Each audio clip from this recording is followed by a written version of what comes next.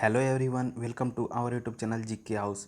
दोस्तों, आज हम बात करने वाले हिस्ट्री के कुछ इंपॉर्टेंट क्वेश्चन के बारे में जो कि गुप्तोत्तर काल से संबंधित हैं।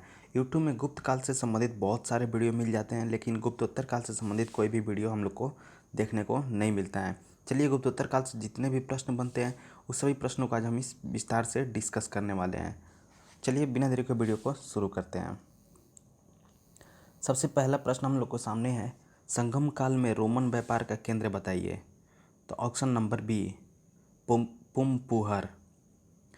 संगम काल में रोमन का व्यापार का केंद्र कौन सा था? पुम्पुहर। अगर इसका डिटेल की बात करें दोस्तों, अमीरकेंडू एक प्रसिद्ध व्यापारिक केंद्र था जहाँ के विभिन्न भागों से व्यापारिक वस्तुएं एकत्र की जाती थी तथा फिर यहाँ से रोम को जाती थी। अमीरकेंडू यानी पांडिचेरी की खुदाई रोमन द्वीप के टुकड़े, कांच के कटोरे, रत्न, मनके तथा बर्तन प्राप्त किए गए हैं। अतः स्पष्ट है कि संगम काल में अमीरकेंडू रोमन व्यापार के मुख्य केंद्रों में से एक था। जैसा कि दोस्तों एक प्रश्न देखे, उसका डिटेल आप लोग देख लिए तो डिटेल से ये हुआ कि इससे रिलेटेड कितने भी प्रश्न बन सकते हैं, आप लोग सोच भी नहीं सकते हैं। सभी प्रश्नों का आप लोग आसानी से उत्तर दे सकते हैं। ऐसे ही हम सभी प्रश्नों को विस्तार से डिस्कस किए हैं। चलिए आगे बढ़ते हैं। प्रश्न संख्या 2 में, एलोरा में गुफा एवं शिलोत्कीर्ण मंदिर का प्रतिनिधित्व करते हैं। ऑप्शन नंबर डी, हिंदू बौद्ध एवं जैनों का। अगर डिटेल की बात करें तो एलोरा में गुफा एवं शिलोत्कीर्ण मंदिर हिंदू बौद्ध और जैनों का प्रतिनिधित्व करते हैं। आगे बढ़ते हैं प्रश्न संख्या 3 की ओर। जल्दी जल्दी वीडियो में दोस्तों कवर करने की कोशिश करेंगे क्योंकि नहीं ज़्यादा लंबा वीडियो हो जाएगा, क्योंकि सभी प्रश्नों को डिटेल में बात करने वाले, कोई भी डिटेल में यूट्यूब में नहीं बताता है, सब कोई वन लाइनर बताकर छोड़ देता है। चलिए आगे बढ़ते हैं। प्रश्न संख्या 3, चोलेश्वर नामक मंदिर का निर्माण किसने करवाया था? ऑप्शन नंबर ए, बिजाले ने। चोलेश्वर नामक मंदिर का निर्माण बिजाले ने नानमलाई में करवाया था। अगर जगह पूछे तो आप लोग आसानी से बता सकते हैं कहाँ पे, नानमलाई में। आगे बढ़ते हैं प्रश्न संख्या 4 की ओर। गंगा को उत्तर से दक्षिण ले जाने वाला चोल राजा कौन सा था? Option number C, Rajendra Chola. Rajendra Chola Ganga को उत्तर से दक्षिण ले जाने वाला चोल राजा था। आगे बढ़ते हैं प्रश्न संख्या 5 की ओर। चोल राजा राजेंद्र ने निम्नलिखित में से कौन सी पदवी धारण नहीं की थी? ऑप्शन नंबर ए, त्याग समुद्र। ये क्वेश्चन बहुत फेमस है दोस्तों, एसएससी में तो बहुत बार पूछा जा चुका है। अगर इसका डिटेल की बात करें तो त्याग समुद्र की उपाधि विक्रम चोल ने धारण की थी। से सभी उपाधियां के राजेंद्र प्रथम ने अपने विजय के विभिन्न अवसरों पर धारण की थी। यानी कि त्याग समुद्र केवल उपाधि विक्रम चोल ने धारण की थी, अब बाकी सब उसने धारण नहीं की थी। उन्हें कौन धारण की थी? राजेंद्र प्रथम ने। आगे बढ़ते हैं प्रश्न संख्या 6 की ओर। अधिकांश चोलकालीन मंदिर किस देवी देवता को समर्पित हैं? ऑप्शन नंबर बी, शिव को। अगर डिटेल की बात करें तो अधिकांश चोलकालीन मंदिर शिव को समर्पित हैं। राजराज प्रथम द्वारा निर्मित तंजौर का विदेश्वर मंदिर भगवान शिव को समर्पित है। क्वेश्चन यहाँ से हम लोग देखने को मिलता है कि राजराज प्रथम द्वारा निर्मित ताजोसर का विदेश्वर मंदिर किस देवता को समर्पित है? तो आप लोग आसानी से इसका उत्तर दे सकते हैं, शिव को। प्रश्न संख्या 7, एलोरा में कैलाशनाथ मंदिर का निर्माण किसने करवाया था? ऑप्शन नंबर सी, कृष्ण प्रथम ने। अगर इसका डिटेल की बात करें तो आगे बढ़ते हैं। महाराष्ट्र में एलोरा में कैलाश मंदिर का निर्माण राष्ट्रकूट नरेश कृष्ण प्रथम ने किया था। यह मंदिर बेसर शैली में निर्मित है। दोस्तों, आप लोग को वीडियो उम्मीद है कि अच्छा लग रहा है। वीडियो को लाइक कर दें, अपना यूट्यूब चैनल जीके हाउस को सब्सक्राइब कर लें कि जैसे कि हम कोई भी वीडियो लेकर आएँ सबसे पहले नोटिफिकेशन आपके पास तक पहुँचे। हम ऐसे वीडियो नहीं लेकर आते हैं, सभी वीडियो को हम डिटेल में कवर करने की कोशिश करते हैं क्योंकि उससे जोड़ी कोई भी प्रश्न एग्जाम में बने तो आप लोग से छूटे नहीं। आगे बढ़ते हैं प्रश्न संख्या 8 की ओर। एलोरा में गुफाएं और शैलकित मंदिर हैं। ऑप्शन नंबर डी, हिंदू बौद्ध एवं जैन को समर्पित हैं। अगर इसका डिटेल की बात करें तो एलोरा में अवस्थित गुफाएं एवं शैलकित मंदिरों का संबंध हिंदू बौद्ध एवं जैन धर्मों के साथ है। औरंगाबाद के एलोरा में अधिकांश गुफाएं में शैलकृत मंदिरों का निर्माण राष्ट्रकूट शासकों द्वारा करवाया गया था। आगे बढ़ते हैं प्रश्न संख्या 9 की ओर। निम्नलिखित में से कौन सी पुस्तक राष्ट्रकूट के राजा अमोघस वर्ष ने लिखी थी? तो ऑप्शन नंबर डी, कविराज राजमार्ग। गोविंद तृतीय का पुत्र अमोध वर्ष धर्म और साहित्य का अनुरागी राष्ट्रकूट शासक था और उसने स्वयं कन्नड़ भाषा में कविराज राजमार्ग नामक ग्रंथ लिखा था। आदि पुराण को जिनसेन ने, गणित सागर संग्रह को महावीचार्य ने और अमोघवृत्ति को शंकर नाटक ने लिखा था। इस बुक से संबंधित 4 प्रश्न आप लोग को देखने को मिल सकते हैं। चारों का आप लोग आसानी से हल कर सकते हैं। जैसे में कविराज मार्ग किसने लिखा और आदि पुराण किसने लिखा और गणित सार संग्रह किसने लिखा, अमोघवृत्ति ने किसने लिखा। इसलिए डिटेल पर ज़्यादा ध्यान दीजिएगा दोस्तों। प्रश्न संख्या 10 में है, महाबलीपुरम साक्षी है। ऑप्शन नंबर ए पल्लव का। महाबलीपुरम में सप्त पेगोड़ा पल्लव द्वारा संरक्षित कला की साक्षी है। इसका निर्माण पल्लव नरेश नरसिंह वर्मन प्रथम ने करवाया था। आगे बढ़ते हैं प्रश्न संख्या 11 की ओर। निम्नलिखित में से क्या राष्ट्रकूटों को सर्वाधिक चिरस्थायी योगदान है। ऑप्शन नंबर बी कन्नड़ काव्य के 3 कवि पन्ना पंप हिरण्य तथा कैलाश मंदिर। अगर इसका डिटेल की बात करें तो कन्नड़ काव्य के कवि पन्ना पप्पा हिरण्य के संरक्षण के सहित कैलाश मंदिर का निर्माण राष्ट्रकूटों का सर्वाधिक चिरस्थायी योगदान है। राष्ट्रकूट शासक कृष्ण प्रथम ने एलोरा में ठोस चट्टानों कटवाकर कैलाश मंदिर बनवाया, जो वास्तुकला का आश्चर्य माना जाता है। आगे बढ़ते हैं प्रश्न संख्या 12 की ओर। कौन सा प्राचीन भारतीय साम्राज्य नीचे उसकी राजधानी के साथ गलत जोड़े से निरूपित की गई है। तो option number C Pandya Madurai. और जितने ऑप्शन है मौर्य पाटलिपुत्र से संबंधित है, पल्लव वेलर और काकतीय वरलार से संबंधित है, लेकिन पांड्या मदुरई से संबंधित नहीं है। डिटेल में कवर कर लेंगे कि बेल्लौर पल्लव वंश की राजधानी नहीं थी, पल्लव वंश की राजधानी कांची थी। आगे बढ़ते हैं प्रश्न संख्या 13 की ओर। किस पल्लव शासक के शासनकाल में पल्लव और चालुक्यों के बीच लंबा संघर्ष शुरू हो गया था। Option number A Mahendra Varman में। अगर डिटेल की बात करें तो महेंद्र वर्मन में 1600 से 1600 ईस्वी से 1630 ईस्वी के शासनकाल में पल्लव और चालुक्यों के बीच लंबा संघर्ष शुरू हो गया था। आगे बढ़ते हैं प्रश्न संख्या 14 की ओर। पुलकेशिन द्वितीय किसका महानतम शासक था। ऑप्शन नंबर डी बतापी के चालुक्य के।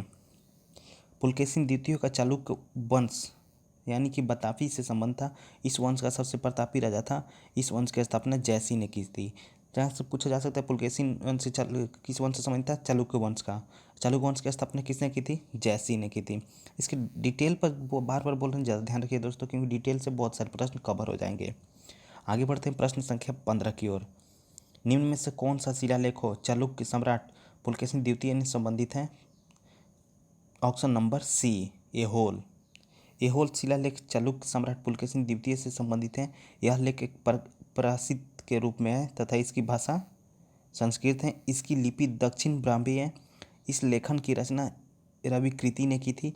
हर्षवर्धन के साथ पुलकेशिन द्वितीय ने युद्ध पर भी यह लेख प्रकाश डाला है। पर प्रकाशित अंत में लेखक ने यह दावा किया है कि उसने इसे लिखकर कालिदास तथा भैरवी के साथ सामान्य वंश प्राप्त किए हैं। दोस्तों जितने भी प्रश्न कराएं बहुत इंपॉर्टेंट है। सभी प्रश्न आए हुए हैं और कुछ प्रश्न अच्छे हैं जो कि आने वाले के लिए महत्वपूर्ण हैं और डिटेल को कवर कर रहे हैं, क्योंकि डिटेल से बहुत सारे प्रश्न आसानी से हल हो जाएंगे। चलिए आगे बढ़ते हैं प्रश्न संख्या 16 की ओर। रविकृति जो एक जैन धर्म थे और जिन्होंने एहोल प्रकाशित की रचना की थी, जिसका संरक्षण प्राप्त था। ऑप्शन नंबर सी हर्ष। डिटेल की बात करें तो एहोल प्रकाशित के रचनाकार रविकृति जैन कवि था और इसे चालुक्य शासक पुलकेशिन द्वितीय का संरक्षण प्राप्त था। इसने एहोल अभिलेखों में पुलकेशिन द्वितीय के विजयों का विस्तृत विवरण दिया था। आगे बढ़ते हैं प्रश्न संख्या 17 की ओर। पश्चिमी चालुक्य वंश का प्रसिद्ध शासक कौन था। ऑप्शन नंबर ए पुलकेशिन द्वितीय। पुलकेशिन द्वितीय पश्चिमी चालुक्य वंश का सबसे प्रतापी राजा माना जाता था। पुलकेशिन द्वितीय ने हर्षवर्धन को हराकर परमेश्वर की उपाधि धारण की थी। यहाँ पे क्वेश्चन बन सकता है परमेश्वर की उपाधि कौन धारण की थी, तो हर्षवर्धन ने पुलकेशिन द्वितीय ने हर्षवर्धन को हराकर धारण की थी। आगे बढ़ते हैं प्रश्न संख्या 18। महाबलीपुरम में रथ मंदिरों का निर्माण किस पल्लव शासकों के शासनकाल में हुई थी। तो इसका उत्तर हो जाएगा दोस्तों option number B Narasimha Varman प्रथम।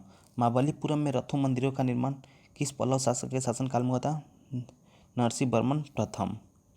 और इसका डिटेल की बात करें तो महाबलीपुरम में रथ मंदिरों का निर्माण नरसिंह वर्मन प्रथम के शासनकाल में हुआ था। रथ मंदिरों में द्रौपदी रथ, भीम रथ तथा युधिष्ठिर रथ प्रसिद्ध थे, जो कि उड़ीसा में भी मनाए जाते हैं। तीनों रथ एक साथ निकलते हैं। निम्नलिखित में से किस चोल राजा ने लंका का पुराना नाम सियल था को पहले जीता था? आप लोग से पूछा भी जा सकते हैं कि लंका का पुराना नाम क्या है, तो सियल। चोल राजा ने लंका को पहले जीता था, किसने? ऑप्शन नंबर बी, राजराज प्रथम ने। अगर डिटेल की बात करें तो दोस्तों, चोल द्वारा श्रीलंका एवं दक्षिण पूर्व एशिया को जीता गया था। चोल शासक राजराज प्रथम ने सिहल पर आक्रमण कर उसके उत्तरी हिस्सों पर अधिकार कर लिया, जबकि पूर्ण सिहल तथा दक्षिण पूर्व एशिया के विजय का श्रेय राजराज प्रथम को दिया जाता है। और दक्षिण पूर्व एशिया के विजय यानी कि शैलेंद्र राज्य के अंतर्गत मल्य, प्रायद्वीप, जावा, सुमात्रा तथा अन्य द्वीप सम्मिलित हैं।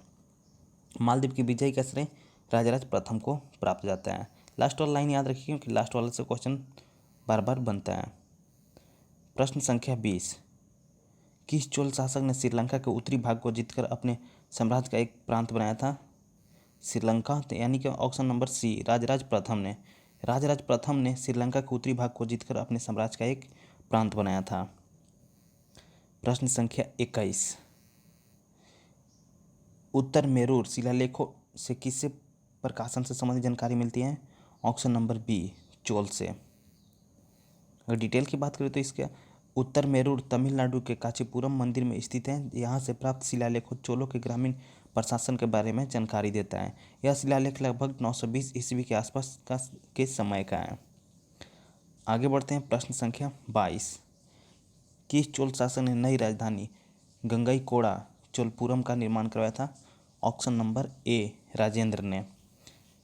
चोलों की नई राजधानी गंगईकोड़ा चोलपुरम का निर्माण चोल प्रथम द्वारा करवाया गया था। प्रश्न संख्या 23, मंदिर का सबसे लंबा गलियारा कहाँ पर है? ऑप्शन नंबर डी, रामेश्वरम में। मंदिर का सबसे लंबा गलियारा कहाँ पे है? रामेश्वर में। भारत के रामेश्वर स्थित सोमनाथ मंदिर का गलियारा सबसे लंबा है, जिसकी लंबाई कितनी है? 1220 मीटर। प्रश्न संख्या 24, एलोरा में ठोस शैलों को काटकर बनाया गया प्रसिद्ध कैलाश मंदिर का निर्माण निम्नलिखित में से किसने संरक्षण में किया गया था? ऑप्शन नंबर डी, राष्ट्रकूटों ने। दोस्तों बहुत इंपॉर्टेंट प्रश्न है, वीडियो को बिना इसके भी लास्ट तक जरूर देखिएगा।